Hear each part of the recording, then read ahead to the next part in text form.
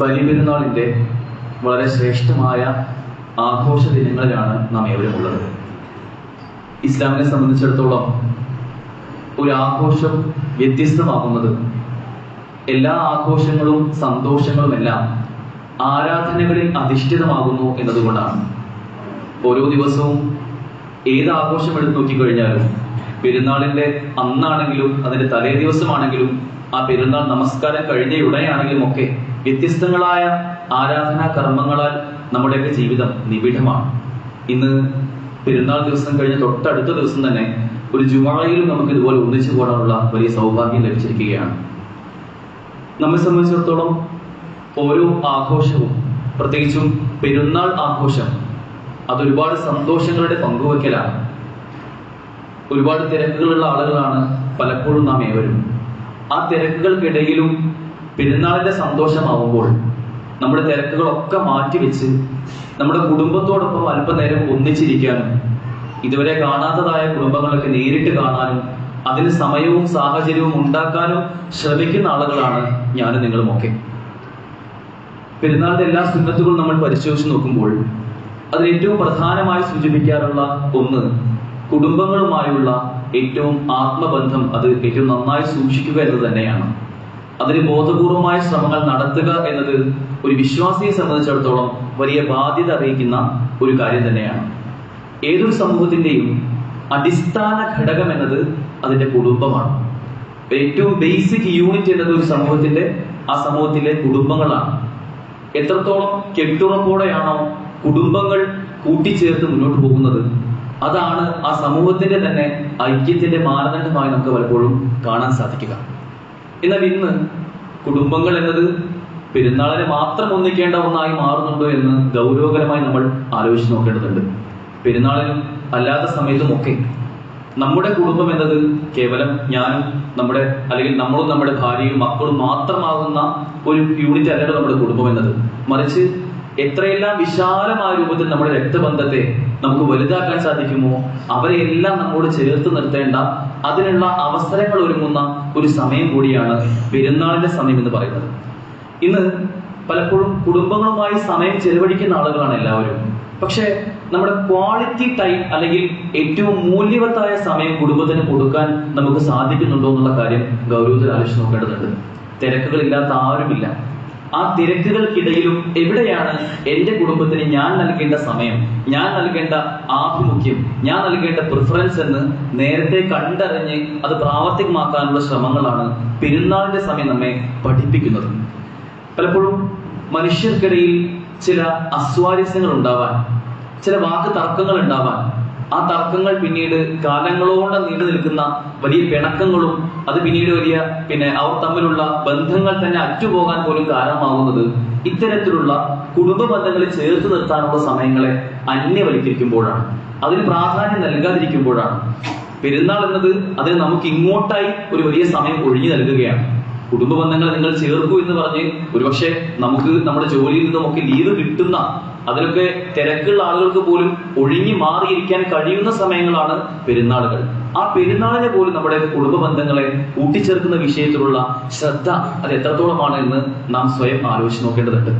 കേവലം ഒരു മനുഷ്യനെ സംബന്ധിച്ചിടത്തോളം അവൻ ഷെയറിംഗ് ജീവിയാണ്. എന്തുണ്ടെങ്കിലും പരസ്പരം പങ്കുവെച്ച് പകുത്തു നൽകി അവന്റെ ടെൻഷനും അവന്റെ ആശങ്കകളും ഒക്കെ പരസ്പരം ഷെയർ ചെയ്യുന്ന, അവന്റെ സന്തോഷങ്ങളും അവനുള്ള എന്തെല്ലാം നേട്ടങ്ങളുണ്ടോ അതൊക്കെ അങ്ങോട്ടും ഇങ്ങോട്ടും പങ്കുവെക്കുന്ന, ആ പങ്കുവെക്കലിലൂടെ അവന്റെ ജീവിതത്തിന്റെ സൗന്ദര്യം കണ്ടെത്തുന്ന ഒരു വ്യക്തിയാണ് യഥാർത്ഥത്തിൽ മനുഷ്യൻ എന്ന് പറയുന്നത്. ആ പങ്കുവെക്കലിന്റെ സൗന്ദര്യം ഏറ്റവും ഉദാത്തമായ രൂപത്തിൽ കൊണ്ടുപോകാൻ നമുക്ക് സാധിക്കുന്ന സമയമാണ് യഥാർത്ഥത്തിൽ നാം കടന്നു പോകുന്ന സമയം എന്നുള്ളത്. കുടുംബങ്ങളിൽ മാത്രമല്ല, ഇത്തരത്തിലുള്ള എന്തെങ്കിലും ചെറിയ ആശയവിനിമയത്തിലെ തകരാറുകൾ ഉണ്ടെങ്കിൽ അത് രണ്ട് വ്യക്തിയെ മാത്രമല്ല ബാധിക്കുക. നമ്മൾ പറയുന്ന കാര്യങ്ങൾ പറയേണ്ട സമയത്ത് പറയേണ്ടതുപോലെ പറയുക എന്നത് പ്രധാനമാണല്ലോ. അത് പറയുന്ന ആളുകൾക്ക് ആരോടാണോ പറയുന്നത് അവർക്കത് കൃത്യമായി മനസ്സിലാക്കുകയും വേണം. അവിടെയാണ് യഥാർത്ഥത്തിൽ കുടുംബങ്ങൾ പരസ്പരം എല്ലാം തുറന്ന് സംസാരിക്കുന്ന, എല്ലാം തുറന്ന് കേൾക്കുന്ന സാഹചര്യങ്ങൾക്ക് പ്രാധാന്യം വർദ്ധിക്കുന്നത്. ഇന്ന് അതിന് പലപ്പോഴും സമയം കണ്ടെത്തുന്നില്ല എന്ന് മാത്രമല്ല, ഈയിടയ്ക്ക് ഉണ്ടായിരുന്ന അനുഭവങ്ങൾ, കുറച്ച് മാസങ്ങൾക്ക് മുമ്പാണ് ഒരു ഡൈവോഴ്സ് കേസുമായി ബന്ധപ്പെട്ട് സംസാരിച്ച സമയത്ത് അതിന്റെ ഏറ്റവും അടിസ്ഥാന കാരണം എന്നത് ആ ഭർത്താവിന് ഭാര്യയോട് സംസാരിക്കാൻ തീരെ സമയം കണ്ടെത്തുന്നില്ല. വലിയ തിരക്കുള്ള ജോലിയാണ്, പക്ഷെ ഭാര്യയോട് സംസാരിക്കേണ്ട, സംവദിക്കേണ്ട ചില കാര്യങ്ങൾ അത് ഭാര്യയോട് തന്നെ സംസാരിക്കണ്ടേ? അതിന് സമയം കണ്ടെത്താൻ കഴിയാതെ ഭാര്യയ്ക്ക് പറയാനുള്ളത് പലപ്പോഴും കേൾക്കാൻ കൂട്ടാക്കാത്തൊരു സാഹചര്യം ആ ബന്ധത്തിനുണ്ടായി. അത് 1-2 മാസങ്ങൾ അധികം കഴിഞ്ഞപ്പോ, ആ വിവാഹം കഴിഞ്ഞ് 6 മാസമായപ്പോഴേക്കും ഡൈവേഴ്സ് ചെയ്യേണ്ട അവസ്ഥ വന്നു. പരസ്പരം സംസാരിക്കാനും ആ സംസാരിക്കുന്നത് കേൾക്കാനുമുള്ള സമയമില്ലാത്തതായിരുന്നു അവിടെ വലിയ പ്രശ്നം. ഇന്നലെ ഒരു കുടുംബത്തിൽ പോയപ്പോ അവിടെ ഉണ്ടായ അനുഭവം എന്താണെന്ന് വെച്ചാൽ, ഇതുപോലെ തന്നെ കുടുംബമാണ്, തൊട്ടടുത്ത് താമസിക്കുന്ന 2 അയൽവാസികൾ. അവർ കുടുംബ ബന്ധുക്കൾ കൂടിയാണ്. എന്നാൽ അവർ തമ്മിലുള്ള ചെറിയ ചില തർക്കങ്ങൾ കാരണം, ഒരു സംശയരോഗവുമായി ബന്ധപ്പെട്ട തർക്കം കാരണം, ആ സംശയം 4 വർഷം മുമ്പുണ്ടായതാണ്. കേവലം ഒന്ന് അടുത്തടുത്തിരുന്ന് സംസാരിച്ചാൽ തീരാവുന്ന പ്രശ്നം, അതിന് മനസ്സ് സമ്മതിക്കാതെ, ആ സംസാരിക്കാനും അത് കേൾക്കാനും തയ്യാറാവാത്തത് കാരണം 2 വീടിന്റെയും നടുവിൽ വലിയ രൂപത്തിലുള്ള മറയൊക്കെ സ്വീകരിച്ച് 4 വർഷമായി തുടർന്നു കൊണ്ടുപോകുന്ന അത്തരം പിണക്കങ്ങൾ. യഥാർത്ഥത്തിൽ നമ്മൾ ആലോചിച്ച് നോക്കേണ്ടത്, പരസ്പരം സംസാരിക്കാനും കേൾക്കാനുമുള്ള സമയം നമ്മൾ നമ്മുടെ കുടുംബങ്ങൾക്ക് നൽകിയാൽ ഒരു പരിധി വരെ നമുക്ക് ഏറ്റവും ആത്മാർത്ഥമായി നമ്മുടെ ബന്ധങ്ങളെ വിളക്കി കൊണ്ടുപോകാനും അത് വലിയ പ്രശ്നങ്ങളില്ലാത്ത രൂപത്തിൽ നമുക്ക് കൊണ്ടുപോകാനും സാധിക്കുമെന്നുള്ളതാണ്. ഒരു വിശ്വാസിയെ സംബന്ധിച്ചിടത്തോളം അവന്റെ കേൾവിക്ക്, അവരുടെ കേൾവിക്ക് ചില ഗൈഡ് ലൈൻസ് ഇസ്ലാം നിർദ്ദേശിക്കുന്നുണ്ട്. എന്ത് കേൾക്കണം, എന്ത് കേൾക്കരുത്, എങ്ങനെ കേൾക്കണം, എങ്ങനെ കേൾക്കരുത്, ഏത് രൂപത്തിലാകണം, ഏത് രൂപത്തിലായിക്കൂടാ എന്നത് കേൾവിയെ സംബന്ധിച്ചിടത്തോളം, അല്ലെങ്കിൽ പല ബന്ധങ്ങളും അറ്റുപോകാൻ കാരണമാകുന്ന കേൾവിയില്ലാത്ത പ്രശ്നം അത് പരിഹരിക്കാൻ എന്നോണം ഇസ്ലാം നമുക്ക് നിർദ്ദേശിച്ചു തരുന്നുള്ള കാര്യം നമ്മൾ ഗൗരവത്തിൽ ആലോചിച്ച് നോക്കേണ്ടതുണ്ട്. ഒരു കുട്ടി അവൻ ഉമ്മയുടെ ഗർഭപാത്രത്തിലായിരിക്കുന്ന സമയത്ത് 6ാമത്തെ ആഴ്ചയാണ് ചെവി എന്ന അവയവം അവനുണ്ടാകുന്നത്. 6ാമത്തെ ആഴ്ചയ്ക്ക് ശേഷം ഏകദേശം 23ാമത്തെ ആഴ്ചയാവുമ്പോൾ പുറത്തുള്ള പലതും ആ കുട്ടി ഗർഭപാത്രത്തിനകത്തിരുന്ന് തന്നെ കേൾക്കുമെന്നാണ് പല പഠനങ്ങളും പറയുന്നത്.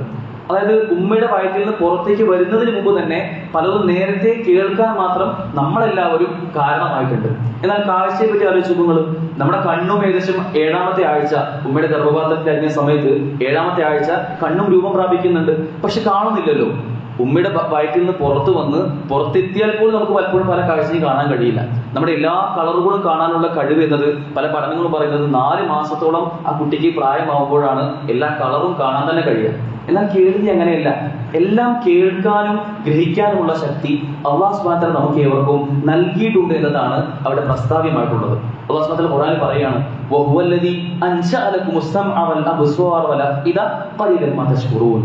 അള്ളാഹുവാണ് നിങ്ങൾക്ക് ഉണ്ടാക്കി തന്നിട്ടുള്ളത്. ഏതെല്ലാം? അസ്സംഅ, കേൾവി. അതിനുശേഷമാണ് വൽ അബ്സ്വാർ, കാഴ്ചയെ പറ്റി പറഞ്ഞത്. അതിനുശേഷമാണ് വൽ അഫ്ഇദ, ഹൃദയങ്ങളെ പറ്റി പറഞ്ഞത്. ഖുർആനിൽ ഈ ഒരു പാറ്റേൺ പലപ്പോഴും നമുക്ക് കാണാൻ കഴിയും. നമ്മുടെ കേൾവി അല്ലാഹു ഒരുക്കി തന്നു. അല്ലാഹു മറ്റൊരു സ്ഥലത്ത് പറയുന്നത്, വല്ലാഹു അഖ്റജകും മിൻ ബുതൂനി ഉമ്മഹാതികും ലാ തഅലമൂന ശൈഅ. നിങ്ങൾക്ക് ഒന്നും അറിയാത്തൊരു സമയത്ത് നിങ്ങളുടെ ഉമ്മയുടെ ഗർഭപാത്രത്തിൽ അല്ലാഹു ഈ പറഞ്ഞ കാര്യങ്ങൾ നിങ്ങൾക്ക് ഒരുക്കി തന്നവനാകുന്നു. വജഅല ലക്കുമുസ് സമഅ വൽ അബ്സ്വാറ വൽ അഫ്ഇദത ലഅല്ലകും തശ്കുറൂൻ. അല്ലാഹു സുബ്ഹാനഹു വ തആല നമുക്ക് നമ്മുടെ കേൾവി, അതുപോലെ നമ്മുടെ കാഴ്ച, ശേഷം നമ്മുടെ ഹൃദയങ്ങൾ, ഇതെല്ലാം ഒരു സീക്വൻഷ്യൽ ആയിക്കൊണ്ട് നമുക്ക് അല്ലാഹു ഒരുക്കി തന്നു എന്നുള്ളതാണ്. നാം മനസ്സിലാക്കേണ്ട കാര്യം, കൂടുതൽ കേൾക്കുക എന്നതും അറിയുക എന്നതും പരസ്പരം പറയാനുള്ള കാര്യങ്ങൾ അത് കേൾക്കാനുള്ള ഇടങ്ങൾ ഒരുക്കുക എന്നതുമാണ് നമ്മുടെയൊക്കെ ബന്ധങ്ങളുടെ അടിസ്ഥാനം എന്ന് നാം തിരിച്ചറിയേണ്ടതുണ്ട്. കുട്ടികളെ സംബന്ധിച്ച് ആലോചിക്കുമ്പോൾ, ചെറിയ കുട്ടികൾ അവർ എഴുത്തും വായനയും പഠിക്കുന്നതിന് മുമ്പ് തന്നെ കേൾക്കാൻ പഠിക്കുന്നുണ്ട്. പല ഭാഷകളും അവർ തിരിച്ചറിയുന്നുണ്ട്. ഭാഷ സംസാരിക്കാൻ കുട്ടി എങ്ങനെ പഠിക്കുന്നത്? അത് എഴുതിയും വായിച്ചും അല്ല, അതിനു മുമ്പ് തന്നെ കേട്ട് കേട്ട് കേട്ട് കുട്ടികൾ പഠിക്കുകയാണ്. പരിശുദ്ധ ഖുർആൻ സംബന്ധിച്ച് ആലോചിക്കുമ്പോൾ, ഖുർആൻ എങ്ങനെ ഇറങ്ങിയിട്ടുള്ളത്? അതൊരു ലിഖിതമായ രൂപത്തിൽ ഒരു പ്രിന്റഡ് കോപ്പി ആയിട്ടല്ലല്ലോ ഖുർആൻ ഇറങ്ങിയത്. കേൾവിയിലൂടെയാണ് ഖുർആൻ പലപ്പോഴും നമുക്ക് ആദ്യമായി പ്രവാചകൻ സല്ലല്ലാഹു അലൈഹി വസല്ലം കേട്ട് പഠിച്ച് ആ കേൾവി മറ്റുള്ളവർക്കും കേൾവിയായി പറഞ്ഞു കൊടുത്ത് അങ്ങനെ പഠിച്ചുണ്ടാക്കിയതാണ്. ഏത് പഠനവും ആ രൂപത്തിൽ തന്നെയാണ് ഉണ്ടാവുക. ഇതേ ഒരു മാനദണ്ഡം തന്നെയാണ് നമ്മുടെ ബന്ധങ്ങളുടെ കാര്യത്തിലും നാം കാത്തു സൂക്ഷിക്കേണ്ടത്. നമുക്ക് പലപ്പോഴും കേൾക്കാൻ സമയമില്ല എന്നതാണ് പല ബന്ധങ്ങളുടെയും അത് ശിഥിലമാകാനുള്ള ഏറ്റവും അടിസ്ഥാന കാരണം. ഒന്നാമതായി മനസ്സിലാക്കേണ്ട കാര്യം, കേൾക്കുക എന്നത് അല്ലാഹു നമുക്ക് നൽകിയ അപാരമായ ഒരു അനുഗ്രഹമാണ്. ഒരിക്കലും നഷ്ടപ്പെട്ടാൽ മാത്രം നമുക്ക് വില തിരിച്ചറിയുന്ന അത്തരം അനുഗ്രഹങ്ങളിൽ പെട്ടതാണ് കേൾവി എന്നത്. നമുക്ക് കേൾക്കുന്നില്ല എങ്കിൽ എന്തായിരിക്കും അവസ്ഥ? ഇന്ന് പലപ്പോഴും കേൾക്കാത്ത ആളുകൾ, കുറച്ച് പ്രായം ചെന്ന വയോധികരായ ആളുകളൊക്കെ എപ്പോഴും എന്ന് ചോദിക്കുന്നത് കേട്ടിട്ടുണ്ടാവും നമ്മൾ. എന്തുണ്ടായാലും അവർക്ക് എന്നാണ് കേൾക്കുന്നില്ല. ഇപ്പൊ വീണ്ടും അതേ കാര്യം ചോദിച്ചുകൊണ്ടേയിരിക്കുന്ന അവസ്ഥ. ഇത് നമുക്കാണ് ഈ ഒരു അവസ്ഥ ഉണ്ടായിട്ടുള്ളതെങ്കിൽ ഇന്ന് പലപ്പോഴും കേൾക്കാത്ത ആളുകളെ ബധിരന്മാർ എന്ന് പറയുന്ന ആളുകളെ പൊട്ടന്മാർ എന്നൊക്കെയാണ് പറയാം. കേൾക്കാത്ത ആളുകൾ അവർക്ക് വിവരമില്ല എന്ന രൂപത്തിൽ, എന്നാൽ കേൾവി മാത്രമേ അവർക്ക് നഷ്ടപ്പെടുന്നുള്ളൂ എന്ന കാര്യം പലപ്പോഴും തിരിച്ചറിയുന്നില്ല. കേൾക്കുക എന്നത് അത്രമേൽ വലിയൊരു അനുഗ്രഹമാണ്. അള്ളാഹു നമുക്ക് നൽകിയ സുപ്രധാനമായ ഒരു അനുഗ്രഹം. എന്ത് കേൾക്കണം എന്നതും പരിശുദ്ധ ഇസ്ലാമിൽ നമ്മോട് കൽപ്പനയുണ്ട്. ഒരു വിശ്വാസിയെ സംബന്ധിച്ചിടത്തോളം അവൻ എന്ത് കേൾക്കണം? കേൾക്കാനുള്ളതിൽ ഏറ്റവും നല്ല കേൾവി എന്നുള്ളത് അത് ഖുർആന്റെ കേൾവിയാണ്, ഒരു സംശയമില്ല. ഖുർആൻ നിങ്ങൾ അത്രയും ശ്രദ്ധയോടെ നിങ്ങൾ കേൾക്കണം എന്നത് ഇപ്പൊ ഖുർആനിൽ തന്നെ പല സ്ഥലത്തും കാണാൻ കഴിയും. ഖുർആന്റെ ഹൃദ്യമായ പാരായണത്തെ പറ്റി പ്രവാചകൻ സല്ലല്ലാഹു അലൈഹി വസല്ലം പ്രവാചകന്റെ കൂടെയുള്ള സ്വഹാബിമാരുടെ കൂട്ടത്തിൽ നന്നായി പാരായണം ചെയ്യാൻ അറിയുന്ന ആളുകളുമായി പ്രത്യേകമായി ബന്ധം റസൂൽ ഉണ്ടായിരുന്നുള്ളതാണ്. ഇബ്നു മസ്ഊദ് റളിയല്ലാഹു അൻഹു നല്ല ശബ്ദമാതിരിയുള്ള വ്യക്തിയായിരുന്നു. ഇബ്നു മസ്ഊദ് പറഞ്ഞോട് പ്രവാചകൻ ചില സമയത്ത് അദ്ദേഹത്തിന്റെ സൂറത്ത് നിസാ ഒന്ന് എനിക്ക് വേണ്ടി പാരായണം ചെയ്തു തരൂ എന്ന് പ്രത്യേകമായി പറയാറുണ്ടായിരുന്നു. അത് കേൾക്കുമ്പോൾ റസൂലിന്റെ കണ്ണിലൂടെ കണ്ണുനീർ ധാരധാരയായി വരുന്നതായിട്ട് സ്വഹാബിമാർ റിപ്പോർട്ട് ചെയ്യുന്നുണ്ട്. ഇവിടെ നമ്മളും ഖുർആൻ കേൾക്കുന്നുണ്ട്. എല്ലാ ദിവസവും എല്ലാ വക്തത്തിലും ഒരുപക്ഷെ സുബഹിക്കും മഗ്‌രിബിനും ഇശാനും ഒക്കെ നല്ല ഖിറാഅത്ത് നമ്മൾ കേൾക്കാറുണ്ട്. ഇനി നമ്മുടെയൊക്കെ മൊബൈൽ ഫോണിൽ യൂട്യൂബിൽ നല്ല ഖിറാഅത്ത് അടിച്ചാൽ നമുക്ക് കേൾക്കാൻ കഴിയും. പക്ഷെ ആ ഖിറാഅത്തുകളൊക്കെ, ആ ഖുർആനിന്റെ കേൾവിയൊക്കെ എത്ര മാത്രമാണ് നമ്മളെ സ്വാധീനിക്കുന്നത്? നമ്മുടെ ഹൃദയങ്ങളിൽ എത്ര മാറ്റങ്ങളാണ് ഇത് ഉണ്ടാക്കുന്നത്? നമ്മൾ ആലോചിച്ച് നോക്കേണ്ടതുണ്ട്. പലപ്പോഴും അലക്ഷ്യമായി തന്നെ ഖുർആൻ കേൾക്കുന്ന ആളുകളെ കാണാൻ കഴിയും.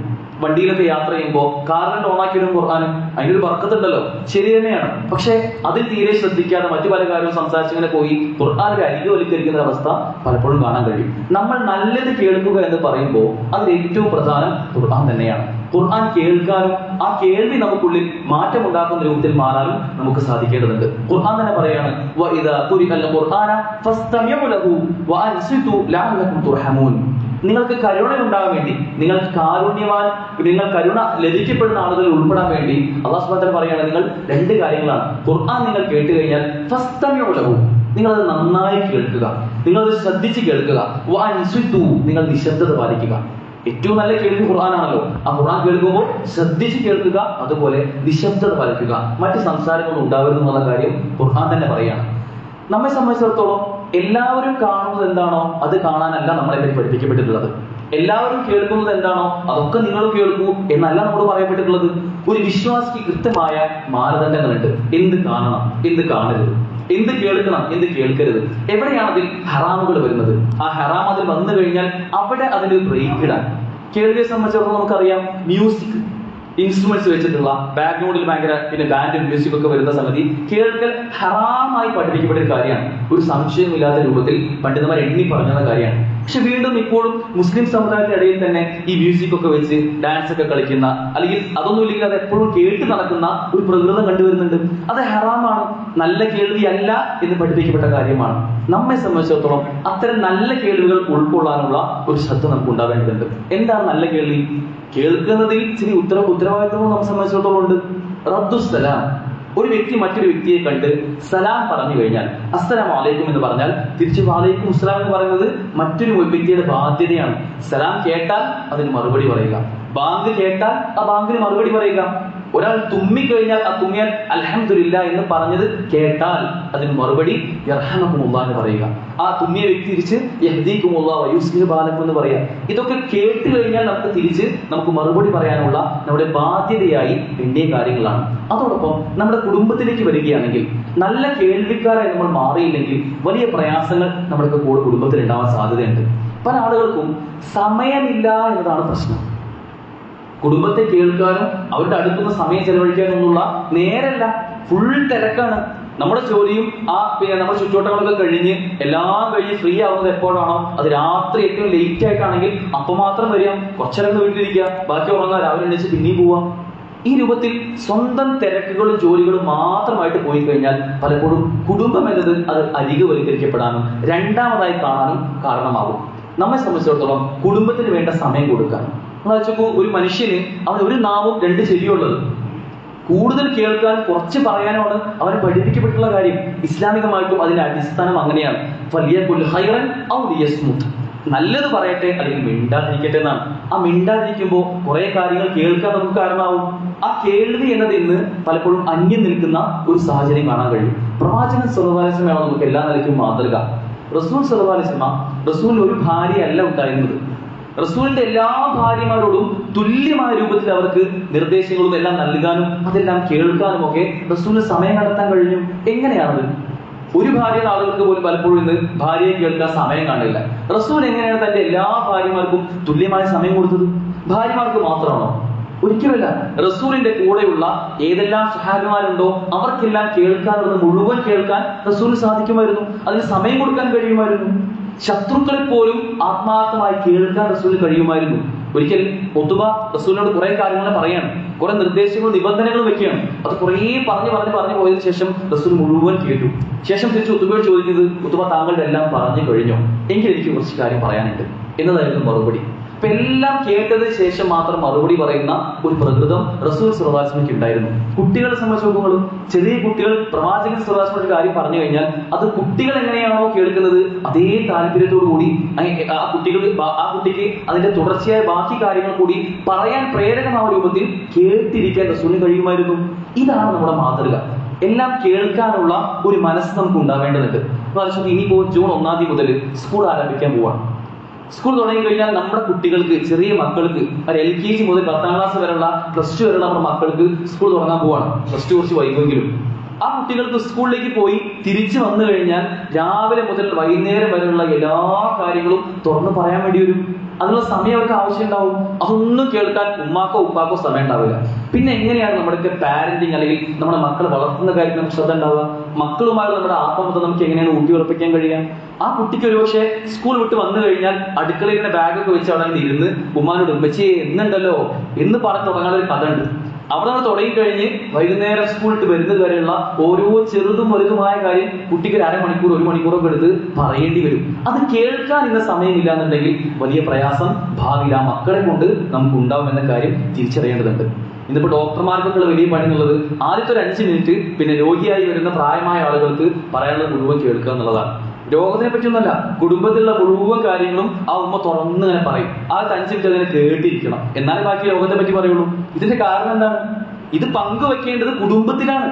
ആ കുടുംബത്തിൽ അതിനുള്ള സ്പേസ് ഇല്ല, സമയമില്ല, മക്കൾക്ക് കേൾക്കാൻ നേരമില്ല, ആർക്കും സമയമില്ല. പിന്നെ എങ്ങനെ പറയാം? ഇത് പറയാൻ നിർബന്ധിതരാകുന്നത് പലപ്പോഴും ഇങ്ങനെ പല ആളുകളുടെ അടുക്കലേക്കും പോകുമ്പോഴാണ്. ഇനി കേൾക്കുന്ന സമയത്ത് തന്നെ പല ആളുകളും, ഒരു മുസ്ലിമിനെ സംബന്ധിച്ചിടത്തോളം നമ്മൾ ഈ കേൾവി എന്നത്, ഇത് കേൾക്കുന്നതിന് മുമ്പ് ഒരു മുൻധാരണയോടെ കേൾക്കുന്ന ആളുകൾ ഉണ്ടാവും. ഇജിപ്പ് എന്താ പറയാൻ പോകുന്നത് എനിക്ക് നേരത്തെ അറിയാം എന്ന് പറഞ്ഞുകൊണ്ട് ആ കേൾവി നേരത്തെ എഴുതി തള്ളിക്കൊണ്ട് അവൻ പറയാനുള്ളത് പറഞ്ഞോട്ടെ എന്ന് പറഞ്ഞൊരു പ്രകൃതവും കാണാൻ കഴിയും. നമ്മളെന്തോ എല്ലാം അറിയുന്ന, എല്ലാം തികഞ്ഞ ആളായി മാറുന്ന ഒരു പ്രകൃതം, അത് നമുക്ക് ചേർന്നതല്ല. നമ്മളെല്ലാം നമ്മുടെ അറിവിനെ സംബന്ധിച്ചിടത്തോളം നിസ്സാരരാണ് എന്ന ബോധ്യം നമുക്ക് ഉണ്ടാവണം. യാതൊരു നിലയ്ക്കുമുള്ള അഹങ്കാരവും ഈ വിഷയത്തിലും നമ്മെ ബാധിക്കാൻ പാടില്ല. പ്രവാചകൻ സല്ലല്ലാഹു അലൈഹി വസല്ലം റസൂൽ ഒരു കാര്യം പറഞ്ഞു കഴിഞ്ഞാൽ, ഒരു സദസ്സിൽ വന്ന് പ്രവാചകൻ സല്ലല്ലാഹു അലൈഹി വസല്ലം ഒരു വിഷയം മൊത്തം പറഞ്ഞു കഴിഞ്ഞാൽ റസൂൽ ആ സംസാരിച്ചതിൽ എത്ര വാക്കുകൾ ഉണ്ടായിരുന്നു എന്ന് സ്വഹാബിമാർക്ക് എണ്ണാൻ കഴിയുമായിരുന്നു. ടോട്ടൽ എത്ര വാക്കാ ഒരു സമയത്ത് പറഞ്ഞുള്ളത് എണ്ണാൻ കഴിയുമായിരുന്നുള്ളതാണ്. അത്ര കുറഞ്ഞ കാര്യമേ റസൂൽ പറയുമായിരുന്നുള്ളൂ. ഈ റസൂൽ ഒരു കാര്യം കേൾക്കാൻ ശ്രമിച്ചാലോ, റസൂൽ സല്ലല്ലാഹു അലൈഹി വസല്ലമയെ ഒരു സ്വഹാബി വിളിച്ചു കഴിഞ്ഞാൽ പിന്നിൽ നിന്നാണ് വിളിക്കുന്നതെങ്കിൽ നമ്മളൊക്കെ എന്താ ചെയ്യാ? തലേ നിങ്ങൾ തിരിച്ച് എന്താന്ന് നോക്കൂ. എന്നാൽ റസൂൽ സല്ലല്ലാഹു അലൈഹി വസല്ലമയ്ക്ക് ആ ഒരു പ്രകൃതമല്ല. തന്റെ ശരീരം മുഴുവൻ തിരിച്ച് ആ സ്വഹാബിയുടെ മുഖത്ത് നോക്കി എന്താണ് എന്ന് ചോദിക്കുന്ന അവസ്ഥ പലപ്പോഴും കാണാൻ കഴിയുമായിരുന്നു. അതായത് പറയാൻ പോകുന്ന ആളെ, നമ്മൾ ആരെയാണോ കേൾക്കുന്നത് ആ വ്യക്തിയുടെ സാഹചര്യം അറിഞ്ഞുകൊണ്ടായിരിക്കും പ്രവാചകൻ സല്ലല്ലാഹു അലൈഹി വസല്ലം കേൾക്കാൻ കാരണമാകുന്നത്. അതുകൊണ്ട് നമ്മുടെ കേൾവിയിലും അത്തരം മര്യാദകൾ കാത്തു സൂക്ഷിക്കാൻ നമുക്ക് കഴിയേണ്ടതുണ്ട്. ഇനി ഈ രൂപത്തിലൊന്നും നമ്മൾ നല്ല കേൾവിക്കാരായി മാറിയില്ല എങ്കിൽ, നമ്മുടെ കുടുംബത്തിനും നമ്മുടെ ബന്ധുക്കൾക്കും പറയാനുള്ള കാര്യങ്ങളൊന്നും കേൾക്കാൻ നമ്മൾ ശ്രമിച്ചില്ല എങ്കിൽ എന്താ സംഭവിക്കുക? ഇമാം ഇബ്നു ഖയ്യിം റഹിമഹുല്ലാഹ് പറയുന്നുണ്ട്, അന്നാസു സലാസ, 3 തരം ആളുകളാണുള്ളത്. ഒന്നാമത്തെ തരം ആളുകൾ അവർ അവരുടെ കൽബും കാതും തുറക്കാത്ത ആളുകളാണ്. എല്ലാം അടങ്ങിയ ഒരു പ്രകൃതമായിക്കൊണ്ട്, ഒന്നും തുറന്ന് കേൾക്കാത്ത, ഒന്നും തുറന്ന് മനസ്സിലാക്കാത്ത ആളുകളായിക്കൊണ്ട് ഒന്നാമത്തെ തരം ആളുകളെ അദ്ദേഹം പിന്നി പറഞ്ഞിരുന്നുണ്ട്. അവരദ്ദേഹം ഉപമിക്കുന്നത് പിന്നെ പാത്രം കമിഴ്ത്തി വെച്ച് അതിന് മുകളിൽ വെള്ളം ഒഴിക്കുന്ന ആളുകൾ എന്ന നിലയ്ക്കാണ്. പാത്രം കമിഴ്ത്തി വെച്ചാൽ സ്വാഭാവികമായിട്ട് അതിനുള്ളിൽ വെള്ളമൊന്നും വീഴില്ല. അങ്ങനത്തെ ആളുകളാണ് എല്ലാം അടഞ്ഞ പ്രകൃതമുള്ള ആളുകൾ. രണ്ടാമത്തെ കൂട്ടം ആളുകൾ അവർ രണ്ടും തുറക്കും, കാതും തുറക്കും, ഹൃദയവും തുറക്കും, പക്ഷെ അതൊന്നും അവരുടെ ഉള്ളിലേക്ക് ഇറങ്ങുകയില്ല. എല്ലാം കേട്ടു, അത് അതുപോലെ വിട്ടു എന്ന പ്രകൃതമുള്ള ആളുകളായിരിക്കും. അവർ ഈ ഓട്ടപാത്രത്തിൽ വെള്ളം ഒഴിക്കുന്ന ആളുകൾ എങ്ങനെയാണോ അതുപോലെ ആയിരിക്കും. ഒന്നും അവരുടെ ഉള്ളിൽ ഉണ്ടാവില്ല. എല്ലാം എന്തിനോ വേണ്ടി കേൾക്കുന്നു, ഒരു നമ്മുടെ ജീവിതവും നമ്മുടെ ജോലിയും നമ്മുടെ തിരക്കും നമ്മുടെ ചുറ്റുപാടുകളും മാത്രം ഫസ്റ്റ് പ്രയോറിറ്റി കൊടുത്ത് ബാക്കിയുള്ള കഥയ്ക്ക് എങ്ങനെയാ നടന്നോട്ടെ എന്ന് ചിന്തിക്കുന്ന ഒരു തരം ആളുകൾ. മൂന്നാമത്തെ കൂട്ടം ആളുകളാണ് നമ്മൾ ഉണ്ടാകേണ്ടത്. അവർ അവരുടെ കാതും ഹൃദയവും എല്ലാം തുറന്നിരിക്കുന്ന, എല്ലാം കേൾക്കാനും അറിയാനും കാരണമാകുന്ന അത്തരം ഏറ്റവും വിനയമുള്ള സ്വഭാവമുള്ള ആളുകളായി മൂന്നാമത്തെ കൂട്ടം ആളുകൾ മാറും എന്നുള്ളതാണ്.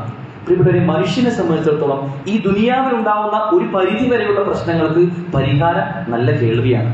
നല്ലത് കേൾക്കാനുള്ള സമയം കണ്ടെത്താനും ശ്രദ്ധിച്ചു കഴിഞ്ഞാൽ ഈ പറഞ്ഞ കുടുംബബന്ധത്തിന്റെ വിഷയത്തിലെങ്കിലും, പ്രത്യേകിച്ചും ഈ ഒരു പെരുന്നാൾക്കെങ്കിലും ഒരു തീരുമാനം നമ്മൾ എടുക്കേണ്ടതുണ്ട്. നമ്മളൊരു സ്ഥലത്ത് പോയി കഴിഞ്ഞാൽ, അതിൽ അതിഥികൾ ആരെങ്കിലും വന്നു കഴിഞ്ഞാൽ, നമ്മോട് ആരെങ്കിലും സംസാരിക്കുന്നുണ്ടെങ്കിൽ അത് സമയമെടുത്ത് അത് കേൾക്കാനുള്ള സമയവും ഇടവും കൊടുക്കാൻ നാം തയ്യാറാവുന്നുള്ള കാര്യം ബോധപൂർവ്വം ഉറപ്പിക്കേണ്ടതുണ്ട്.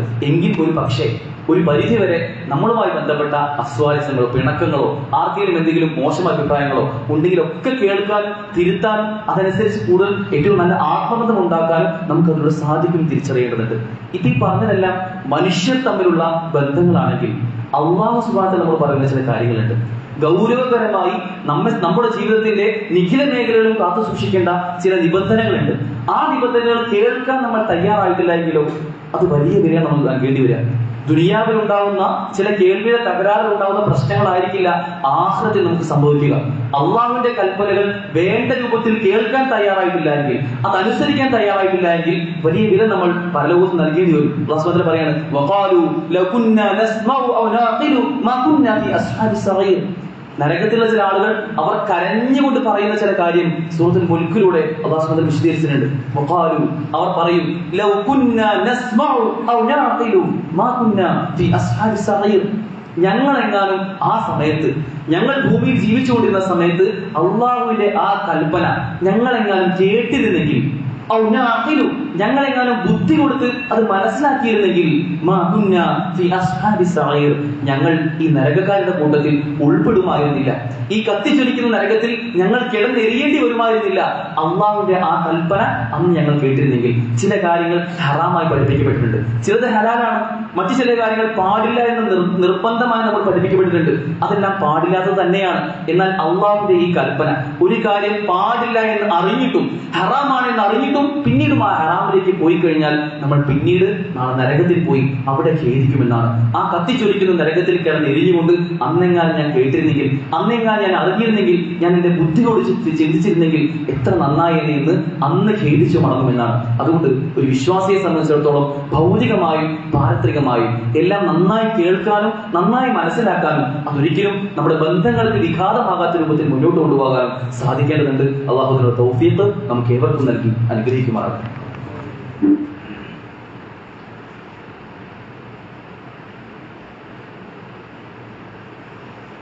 അൽഹംദുലില്ലാഹ് വസ്സലാത്തു വസ്സലാമു അലാ റസൂലില്ലാഹ് വഅലാ ആലിഹി വസഹ്ബിഹി അജ്മഈൻ. ദുൽഹിജ്ജ മാസത്തിലെ 11, 12, 13 തീയതികളിലാണ് നാം ഇപ്പോൾ ഉള്ളത്, ഇനി പ്രവേശിക്കാനിരിക്കുന്നത്. ഈ ദിവസങ്ങൾക്ക് വലിയ പ്രത്യേകതയാണ് പണ്ഡിതന്മാർ എണ്ണി പറഞ്ഞു തരുന്നത്. ദുൽഹിജ്ജ 11, 12, 13 തീയതികൾ അയ്യാമു തശ്രീഖ് എന്നാണ് അറിയപ്പെടുന്നത്. ഖുർആനിൽ തന്നെ അല്ലാഹു സുബ്ഹാനഹു വ തആല പറയുന്നത് സൂറത്തുൽ ബഖറയിൽ വഖുറുല്ലാഹ ഫി അയ്യാമിൻ മഅദൂദാത്ത്. അയ്യാമിൻ മഅദൂദാത്ത് എന്ന എണ്ണപ്പെട്ട ദിനങ്ങൾ എന്നത് ഇമാം ഇബ്നു അബ്ബാസ് റളിയല്ലാഹു അൻഹു അടക്കം പറയുന്നത് ഈ എണ്ണപ്പെട്ട ദിനങ്ങൾ എന്നത് ദുൽഹിജ്ജയിലെ ഈ 3 ദിനങ്ങളാണ്. 11, 12, 13 എന്ന അയ്യാമു തശ്രീഖിൽ വരുന്ന ഈ 3 ദിനങ്ങളാണ് എന്ന് പറയുന്നുണ്ട്. ഈ ആയത്തിൽ തന്നെ പറയുന്നത് വഖുറുല്ലാഹ്, നിങ്ങൾ ഈ ദിവസങ്ങളിൽ അള്ളാഹുവിനെ ദിക്ർ ചെയ്യുക, അള്ളാഹുവിനെ സ്മരിക്കുക എന്നത് എണ്ണപ്പെട്ട് ഖുർആനിൽ തന്നെ പറയപ്പെട്ട കാര്യമാണ്.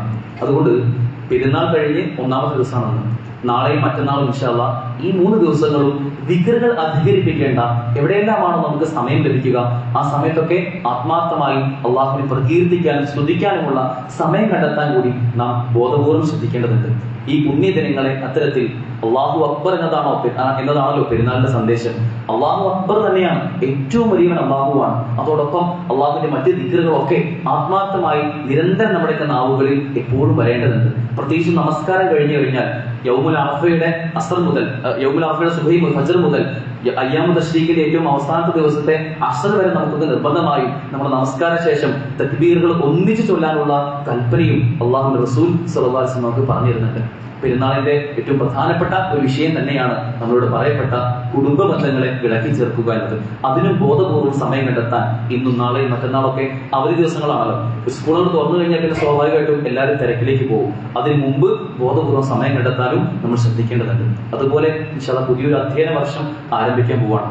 ജൂൺ 1 മുതൽ നമ്മുടെ മക്കൾ ഒരു പുതിയ തലത്തിലേക്ക്, പുതിയൊരു ക്ലാസ്സിലേക്ക് അവരുടെയൊക്കെ പഠനവും അധ്യയനവും ഒക്കെ ആരംഭിക്കാൻ പോവുകയാണ്. അവിടെ കൃത്യമായ മാർഗനിർദ്ദേശങ്ങളും അവർക്ക് നൽകാൻ ഈ ഒരു സമയത്ത് നമ്മൾ ശ്രദ്ധിക്കേണ്ടതുണ്ട്.